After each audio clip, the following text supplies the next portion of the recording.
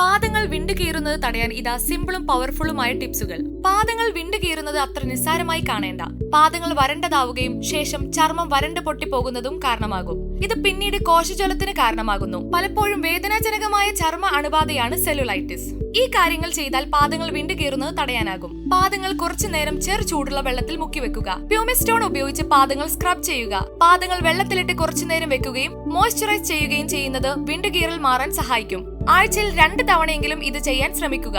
നിങ്ങൾ തിരഞ്ഞെടുക്കുന്ന ഉൽപ്പന്നത്തിൽ salicylic acid അല്ലെങ്കിൽ യൂറിയ പോലുള്ള ചേരുവകൾ അടങ്ങിയിരിക്കണം. മികച്ച മോയ്സ്ചറൈസർ അല്ലെങ്കിൽ ബാം ആയിരിക്കണം ഉപയോഗിക്കേണ്ടത്. ഇത് ചർമ്മത്തെ മൃദുവാക്കാൻ സഹായിക്കും.